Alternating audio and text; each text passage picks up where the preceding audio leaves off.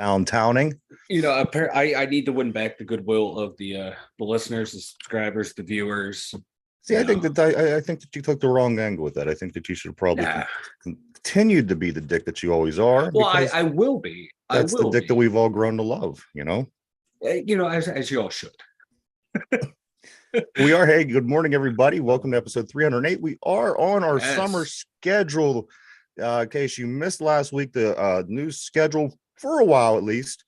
This is what we call our summer schedule. This is going to be a 7-day in a row venture every week until the summer schedule is over. We are going to be starting at 11:30. It's going to be a half-hour show every day, but it is going to go all 7 days a week. So it's going to be it's going to be something different, something for us to get used to for sure. But we are back nonetheless. It is episode 308. How you doing, Mike? I'm doing great, man. I'm loving life. I'm loving the summer. I'm on vacation right now, so this is great. I have nothing to do right now except sit here and talk to you. Yeah. You talked me into this vacation thing that we're doing, and here we are. Don't say I never did nothing for you. I tried to get the week off to coincide with my vacation, and you, being the tyrant that you are, you said no. And then you got to think at Christmas time, you're going to want more. Christmas time, when I'm working 12-hour days, I'm gonna want more time off. What am I thinking? Yeah. You fucking slacker. I know, right? Hey, good morning, Derpy. How you doing, brother? Good morning, fellas. Good morning. Good morning. I'm doing good. We're just telling everybody that we are now on our summer schedule, and that we will be on 7 days a week. 7 days a week, you get to see these lovely, lovely faces every day of the week, and we are doing half-hour shows for the time being. The schedule will go back to normal eventually. As I said, Mike fought, clawed, scratched, laid on the floor, rolled around like a little girl, but we got it all set up for him, and we are on our summer schedule. So keep that in mind, everybody. 11:30 to 12 every day. Every day, no days off, every day. I wanted, here I am thinking, oh man, I got more time to do stuff in the summer. And I talked myself into doing 7 days a week. Yeah. So now I literally have no one to blame but myself. You brought that into the, you brought that to the table. That was like the sweetener that I didn't realize I needed. I could have said, hey, can we just do half hours? You probably be like, yeah, sure, man. I was like, oh no, we'll do it 7 days. I added the sweetener when I didn't need to. Yeah. So you overplayed your hand. I did. Usually I keep things close to the vest. That time I was just out of it. Was I drunk at the time? I don't know. That could have been. Possibly. Derby, I got a bone to pick with you. I want you to take Austin Hedges. Right. I want you to take him back. I want you to take him back right now. This guy is a nightmare. Don't get me wrong. He can't be better than my catcher, Zanino. Believe me, he's not better than any catcher. This guy, let me see where I have it here. Apparently, he's underperforming even the lowest of expectations. People didn't even expect this guy to come in and make that great of an impact. He was a good defensive catcher, which, you've stated duly on the show. Derpy, he's underperforming even the lowest of expectations. Like I said, it can't be worse than Zanino that we have right now. I don't know. I would give you this guy in a heartbeat. I would. If I was in charge, you would have him back. Believe me. But I do want to get into some Pittsburgh Pirates early today. Again, we are on the new schedule, so we do have to kind of run with a little bit different flow. So let's see. P. Morton's in the house today. What up, P? He says, I hope that's a sunburn and not poison ivy. Mike, that is sunburn. I was doing yard work yesterday. There he is. There's Mike with his usual glow. And I put some lotion on before we did anything, so I kind of rubbed it in, made it a little worse than it needed to look. So the Pirates played 3 games over the weekend against the Baltimore Orioles. We knew it wasn't going to be good. It was about as bad as expected. However, we did salvage a game at the end of the weekend. They lost on Friday 6-3. The Pirates lost on Saturday 2-0, and they won. They were able to salvage yesterday's game 4-0, only because Mitch Keller was on the hill. And this guy, I'm convinced that we're going to probably win every game that he starts. He's one of the best couple pitchers in the league. I'm looking at some of his numbers. And you know what? I don't know what our record is in May. What's today? The 15th. We're halfway through May. We won 2 games. So keep that in consideration. They were both Mitch Keller starts, which were both shutouts. And check this out. Let me pull this one up real quick. Keller got 69 strikeouts, which is third most in the majors. His line on the game yesterday was 7 innings pitched, 4 hits, no walks, 13 Ks. Ooh. And this followed up his complete game win from 5 days ago. Now get this, guys. He's the first Pirates pitcher with 13 Ks, no walks, and no runs allowed in an outing since 1920. No Pirates pitcher has put those numbers up since 1920. And get this, the combination of the pitchers the Pirates have, they combined for 17 Ks yesterday, no walks. And that was the first time that's ever happened for the Pirates. 17 Ks and no walks. So, you know, like I said, I mean, as long as we could get this guy to play every day and pitch every day, we'll be fine. It will be fine. And as I was telling you yesterday, Mike, we you know, even if he can't pitch, we'll just put him like, you know, make a position like softball. We'll let him play rover behind second base. Might as well. You know, we need something. We need this guy out there. He, you know, he's finally living up to his expectations that we thought he was going to be. You know, when they drafted him, he was like, look out, this guy's going to be one of the next big things. And you know what? He finally realizing it. I'm loving it. He really is. You know what I really feel bad for is David Bednar, because there was this guy here who was just, you know, he's on record setting pace for saves. We can't win games, let alone win games in the range for him to come in. Had. But they, there you have it, guys. We won 1 game of the weekend. Mike, we are a little bit more than 25% of the way through this baseball season. The Pittsburgh Pirates are sitting a game and a half behind Milwaukee. Now, I don't remember if I read this on Friday or I got this information on Friday, but this was prior to them losing their first place spot. And I think I might have even put it up on the site. But the Pirates are the first team in Major League Baseball history. First team ever. Look at all these firsts, whether it's the best or the worst. The Pirates were the first team in Major League Baseball history to have a lead of less than 2 games, entering a streak where they lost 9 of 10 and still were in first place by the end of that stretch. It's never happened in the history of the game, what the Pirates just did. So, you know, there you have it. We're breaking records somehow. We are. There's no gray area with this team. No, and it's all or nothing. It's depressing. But also, you know, like Derpy says, you know, 162. That's why you play it 162. You don't know what's going to happen. And, you know, when we were 20-8. No, no one thought that was going to happen. All right. Yeah. We're going to keep that pace, but no one thought we're going to keep this, 2 wins in May pace, 2 wins a month. So they need to find a happy medium somewhere. Like, even they don't to win like 8 games the rest of the season if they keep going 2 games a month. Yeah, that's not good, boys. I'm no statistician. I'm no numbers guy, but that's not good. That's not good math. The Pirates are, like I said, they're a game and a half behind Milwaukee. Milwaukee, of course, who swept Kansas City over the weekend. I am not real sure who Milwaukee has next. If you want to take the liberty and looking that up real quick, Mike. But the Pirates, they do travel to Detroit tomorrow for a 2-game series. That game starts at 6:35. I thought for one that we were in the National League. I don't know why we haven't played National League team, and it seems like forever. We did in the whole American League. It used to be you did the division.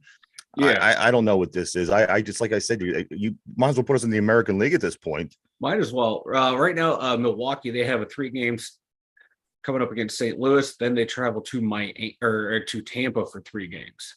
Oh, that Tampa one will help. That would help. Really bad. You know what? They'll sweep St. Louis and they'll come out and they'll win 2 out of 3 against the Tampa Bay Rays. What I thought was most interesting about the game Saturday, which was a 2-0 loss to the Orioles. Get this, Derpy.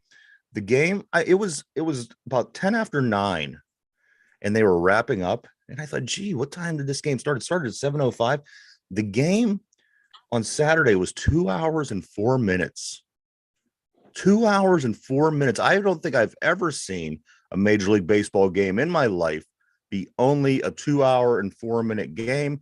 the steps they're making to make baseball move a little bit faster. It's effective because, again, this game was 2 hours and 4 minutes. They were standard 3 hours until these rule changes were made with the clock and things like this. I thought that was the most fascinating part of the weekend. Was this baseball game was only 2 hours long. Normally it used to be like 2 hours into a game, you're through 3 innings. Yeah. So I'm loving the pitch clock. I'm loving it, man. Get these games in and out. I mean, that's what makes baseball so different though than other sports was without the pitch clock. Yeah, without the pitch clock. It was all the fluff. You stood there and watched the guy grab himself for 10 minutes and adjusted his gloves every It's about single patience. hit. Baseball is always about patience, and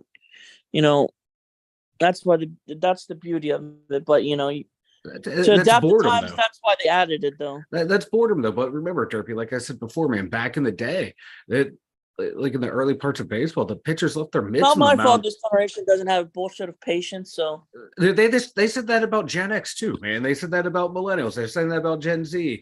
I'm sure the silent era said that about the boomers. They didn't have patience. So one thing I think we could all agree on, guys, even with the changes, I think that baseball is trying to slowly work the umpires out of baseball. I really do. I hope of course, so. everyone knows they're working with the technology. Everyone complains about them. So I have the well, it's really bad this year, and I'm going to give you a good point here in 1 second. But one thing that I've personally noticed that these umpires are really bad this year. These calls are way off. Again, you have a box right in the middle of the screen that shows you what's a strike and a ball. Don't tell me that we're being that we're out of control here, because there's games that are being decided by pitches that are way outside of that box called strikes. And again, it almost seems like they're trying to be bad to move this technology into place. However, that's speculation. Check this out. Christian Walker for Arizona. Did anybody catch this? Christian Walker, he got ejected. He got ejected for clapping after the umpire made a correct call. I kid you not. Did you see this, Derpy? The umpire makes the correct call. The guy that was in favor, his team was in favor of the call, starts clapping. The umpire turns, he throws him out. These guys are out of control. They're out of control. Derpy, or P, if they want to make money, they can go up in the stands and sell some peanuts. That's about all they're good for now. That's of course that was an insult to dude selling peanuts, because those peanut vendors are shit. They know how to have fun. These umpires don't know how to have fun. I love getting peanuts from a guy with no teeth. It is like there's nothing like it. Let me tell you. I somewhat understand from his narrative. They have the teardrop tattoo on their eye. They have the web tattoos on their elbow. Now we got Derpy. Now we got Derpy here defending the umpires. Let's hear it, Derpy. I said I somewhat understand the narrative of why he did that, but that's kind of absurd and over the top. Well, especially because he wasn't even against the umpire's ruling. He was for it. I know, but he was, I guess, in a way, showing bad sportsmanship. Yeah, you're not allowed to cheer. You're not allowed to clap. Come on. That's somewhat bad sport. If you do it in front of the umpire, obviously you're going to get ejected. These are the most. They're sensitive. Like them and NHL officials. But if he's sensitive. If he's like in a dugout and he sees them, that's very over the top reaction. What do you do? Hurt the guy's vagina? I can't even fathom why you would throw the guy out. I've seen an umpire toss an organist from a minor league game because he was playing three blind mice. This is why baseball sucks, in a sense. This is why baseball, and it doesn't suck, but it fell by the wayside with a lot of all these other sports. Everything else passed baseball over time. Baseball went from being America's pastime to, in a lot of cases, you have to make these changes to baseball. Otherwise, people aren't even going to pay attention to the game anymore. I think that I think the rule changes are good. I think these umpires are out of hand, and I give it only a couple more seasons before you have total technology umpiring these baseball games, because they're getting real bad. Like I said, whether it be by design or it's just the quality of these officials of these games, they're getting real bad. And as I said, you can't. Come on, a guy's clapping in the dugout and you throw him out, and it was for a call that he received. It wasn't a call that was against him. Totally unbelievable. But you know what, guys? We do have to move on. Being on this new schedule, we have to jump over into the football field. Let's talk football, guys. You're gonna rub this into me all summer. You want to say XFL real quick? Summer. Yes, let's talk a little XFL first. the Arlington Renegades, they upset the DC Boo. Defenders. Boo. Now, this is interesting because the Arlington Renegades, they were 4-6 this season, and by default, they snuck into the playoffs. By the way, the divisions are set up. They upset the team, the Houston Roughnecks, and then they worked their way into the championship game, and they upset DC, the Defenders, who were 9-1, the top team all year. Again, the Renegades win this game 35-26. And I think, Mike, you know the reason why they lost. Why don't you tell us what it is? Yes, at the stadium they played in, they told the fans, like, beer snake will not be tolerated. Beer snake is not allowed. And that's a joke. You know, beer snake was what people loved it, man. It was big on social media. People were tuning in just to, I don't know, what's this beer snake thing? And that's why I come. That's an L. And I became a Defenders fan because of that. I saw the fans having fun. That made me want to watch them even more. And then for wherever they were playing the game, I said, no, you can't have the beer snake. Get out of here. Get out of here. That's why they lost. DC did not have the mojo. It's not because Luis Perez, balled out in that championship game. No, it's not because of that. And the DC Defenders defense failed. It's because the DC Defenders defense cannot get the energy from beer snake. And it was a flat environment for them. I think that the DC Defenders, they just struggle against bad teams. Of course, their only loss of the year was to the Orlando Guardians, who were the worst team this season. They do just fine against the teams that have more superior record. However, the teams they lose to have all been pretty bad teams. And again, I don't want to throw Arlington in that category because they were good enough to make it through the gauntlet of the playoffs.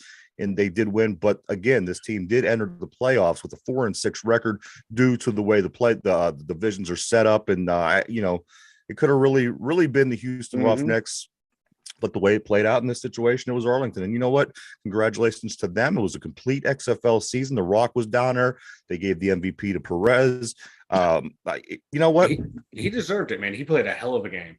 He did. Like we're going to jump over. When he got traded to him, when he got traded, midway through the season, his performance just improved, man. That team improved because of him. They look really good. That end outcome improves my point, what I said on Friday. What's that? Matchups, motivation, and playing your best at the right time. Exactly. It's all about when you get hot. The USFL, the Pittsburgh Maulers, chalk up a second win of the season. They win 23-7 over Michigan. Troy Williams, a huge day, of course, the quarterback for the Pittsburgh Maulers. He goes 15 for 19. He was involved in 3 touchdowns, 2 pass, 1 run, and then he also threw for 243 yards. He had the game of his life. He's also on a short list of players for Offensive Player of the Week in the XFL this week, along with Mark Gilbert on the defensive side of the ball, who the defense was dominant as well. Interceptions. I mean, these guys were all over. That defense is banging, man. They are just lights out. Chris Blewett, 9 for 9 on the season. He still has not missed a field goal, of course, from Pitt. This team is looking better. I'm liking this USFL now that this Pittsburgh team is a little bit more competitive than they've been, and this is going to be a fun ride. I hope that they can continue to win some games, and if they play like they did this past weekend, this group of guys, Troy Williams now on offense, that receiver. What did you say his name was, Mike? Gaithers, I think. He made 2 amazing catches down both of the sidelines. One-handed grab down the right sideline was a beautiful play, and then also another deep play down the left sideline. You know what? These Pittsburgh Maulers, they're fun to watch. If you follow them, we get enough people to follow them, then they can maybe start playing in Pittsburgh. Yes, we that would kind be of awesome. Get a little bit of a snowball effect. So these guys, they did look good. They had one of the best defenses in the league, some of the best special teams. And if Troy Williams could really keep coming along as quarterback of the Pittsburgh Maulers, I say that this team is, that. Look at the Arlington Renegades, like you said, man, look at Arlington, and like Derby said, getting hot at the right time. Yes. If this team can do it, and I'm loving the way this quarterback is playing.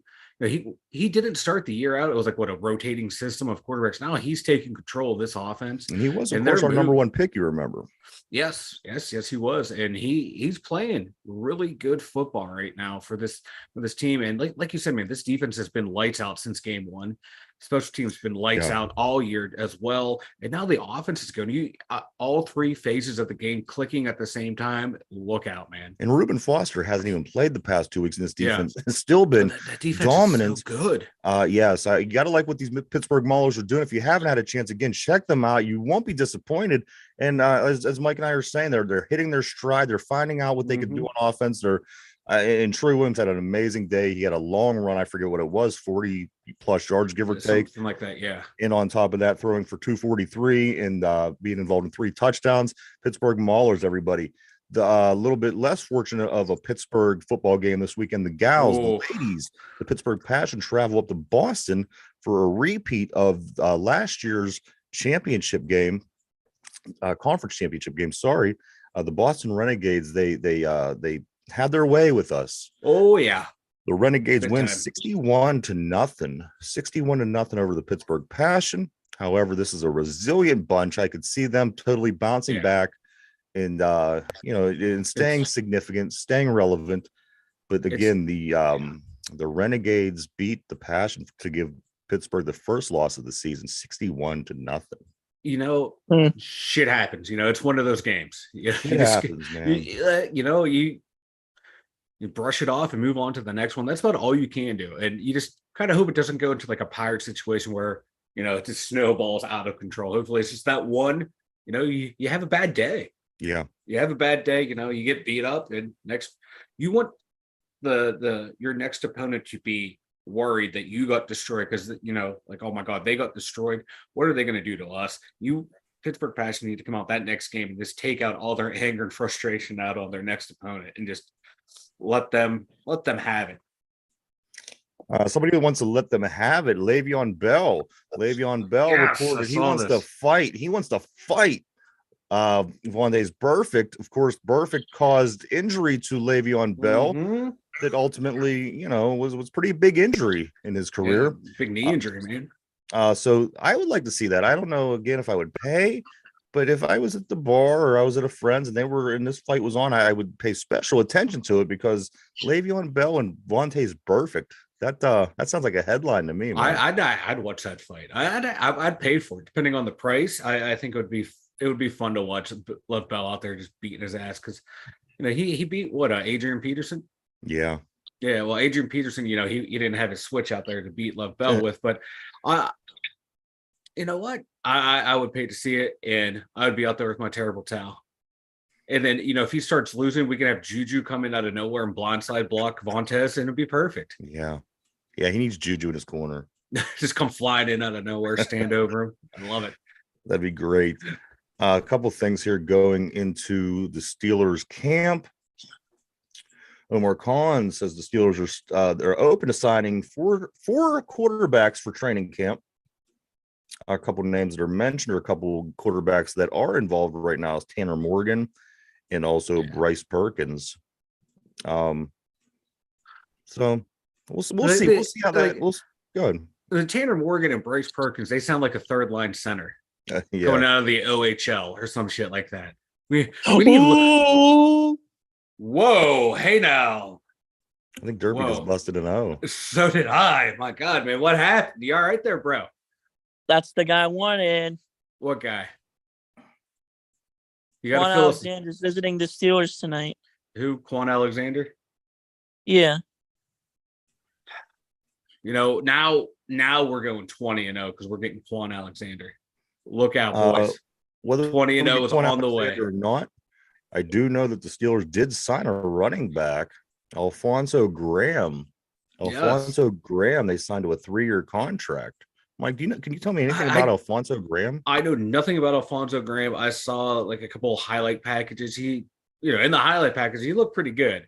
But it's weird for them to like sign to a 3-year contract. I agree. Or it's like a 1-year contract, or hey, we're gonna send you to like a futures contract, or just like like I said, like a 1-year deal with no signing bonus or minimal signing bonus. So for him to sign a 3-year deal, that's a big sign that this guy more or less has already made the team. He's already made the 53-man roster. They must really like what they see with Alfonso Graham. So be prepared to hear that name because they signed him to a 3-year deal over the weekend. Yeah, that's what like made that one stick out, because I was like, if it was like a 1-year deal, like all right, we'll see what this guy has in camp.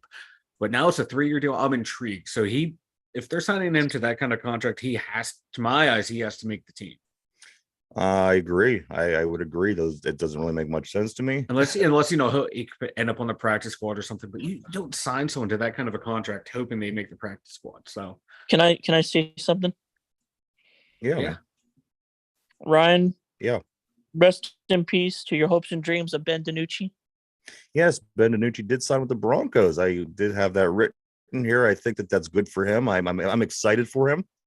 I hope he does well. I've always enjoyed watching him. I remember seeing him on the local highlights when he was at Pine Richland. I thought he was an amazing athlete. So I hope good things happen for him out there. And you know what? As great as Russell Wilson's been the past 3 or 4 years, maybe DiNucci will get more of a chance than we think. He might be able to. Mike Tomlin says Mike Tomlin looking to the XFL to round out the Steelers roster. So a lot of guys, I think here, we're just going to be dotting I's and crossing T's, but I think we will be getting maybe a guy or two to finish out the roster, at least to get us to camp. See, we have whoever makes it and doesn't make it beyond that is going to be that. But I think you're going to see a lot of those 54th men popping up in the NFL at least early. Real quick, Alfonso Graham, he came from Morgan State. Yes. Morgan State. And he was like, as I saw, he's the only one to leave their rookie camp with a contract. So he had to have really shown out. Yeah. So that's a good sign. Hopefully, again, I've never yet doubted Omar Khan. So let's hope that he pulls another one here. And if this kid could be like the next equivalent to like a Fast Willie Parker coming out of nowhere, making the team and being a contributor, I'm all for it, man. I don't care where they come from as long as they can ball. Steelers back-to-back home games to start the season for the first time. Get this, guy, since 1997, almost 30 years if you think about it. I was a junior in high school. Yeah, Mike was just nothing but a little junior, still shitting himself. I by my senior year, I was fine. I was out of diapers. But hear that though, jeez. That's The first, and I thought this a couple years back, and I thought, no, it hasn't been that long. It has been since 1997. Derpy, how old were you in 1997? Oh, he's doing math. He's counting on fingers and toes here. Yeah, just one, maybe even a couple months. You were 1 year old. The last time that the Steelers started the season with 2 home games in a row. That's insane. Was that September? But you know what they like? I'm sorry. Was that September? Or? Yeah, it was to start the season. September. Yeah, September. Yeah, I wasn't. I don't even know if I was one. And there you were. You and Mike were both shitting yourself in 96, 97. So hey, I told you that in confidence, and this is how you portray that confidence. Yes, it is. Fair enough. But hey, unfortunately, the time has gone by so fast on this new schedule. But Mike, why don't you go and tell everybody about the website? No, I don't think I'm gonna. Stretch it out. TwoDumYizers.com right there. TwoDumYizers.com. Head on over there. Thanks to YouTube, Spotify, Anchor, everywhere you need to listen to us. If you're on YouTube, man, we have over 300 videos up on YouTube right now. I got that notification yesterday, so well done us. God, there's even more episodes over on Spotify. Everything we ever did is on Spotify. Also, at Two Dumb Yizers, we have links to our email, Instagram, Twitter's merchandise store. Now that the Pirates are sucking, you can buy your Bob Nothing merchandise and wear it with pride. Well, as we do. Guys, let's do a quick trivia of the day. All right, let's go. He in 97, I dropped out of college and didn't even have a TV. So shit your pants just like the rest of us. Yeah, so you didn't get to see the Steelers play back-to-back games at home. All right, so we're going to do I changed it up a little bit today, just to change golf course. This is a Steeler trivia. Okay. Here we go. You ready? I'm ready. The last time a Steelers quarterback not named Ben threw a touchdown pass wearing the number 7 was who? The last time a Steelers quarterback not named Ben threw a touchdown pass wearing the number 7 was who? Can you tell me who this quarterback is? Take a moment to think it over. P on the board, likewise. Ooh. And as they're thinking that over, guys, we are on all week long, 7 days a week now with our summer schedule. Oh, I like what you did there. 11:30 to 12 every day, 7 days a week. So there you have it. Every day, not a day that we're not on. Check us out. And every show that we do that particular day gets uploaded over on Spotify at 8 o'clock in the evening. So if you just want to listen to the show or only can listen to the show, this live show that we're doing right now will be uploaded 8 o'clock in the evening on Spotify. Check that out. You can listen to it, put it in your earbuds, hit Planet Fitness, whatever you want to do, but it will be there for you at 8 o'clock. So here we go, guys. The last time a Steelers quarterback not named Ben threw a touchdown wearing the number 7 was Len he Dawson. on the board says he guesses Tommy Maddox. Mike, who would you guess in this? Len Dawson.